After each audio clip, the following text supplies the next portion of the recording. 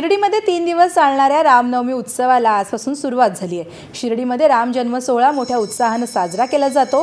रामनवमी उत्सवासाठी आणि साई समाधीच्या दर्शनासाठी राज्यभरातून पालख्यांसह लाखो साई भक्त शिर्डीमध्ये 2 दिवसांपासून दाखल झालेत। रामनवमीच्या दिवशी साईबाबांचं दर्शन मिळावं यासाठी आज साईबाबांचं मंदिर सुद्धा रात्रभर खुलं राहतंय। रामनवमी उत्सवासाठी आणि स्वागतासाठी मंदिर परिसरात आकर्षक प्रवेशद्वार उभारण्यात आलं आहे।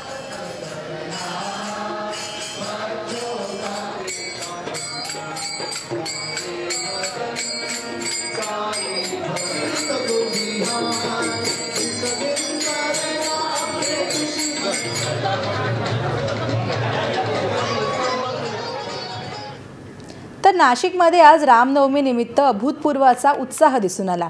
नाशिकचं ग्रामदैवत असलेल्या अतिप्राचीन काळाराम मंदिरात श्री राम जन्मोत्सव मोठ्या आनंदामध्ये पार पडला। नाशिकचं काळाराम मंदिर हे अतिप्राचीन असून देशातूनच नाही तर परदेशातून सुद्धा हजारो भाविक हे नाशिकमध्ये आल्यानंतर काळाराम मंदिराला आवर्जून भेट देतात आणि त्यामुळे या मंदिराला खरं तर खूप महत्त्व आहे। या मंदिरामध्ये काळ्या पाषाणात श्रीराम, लक्ष्मण आणि सीतेच्या मूर्ती आहेत।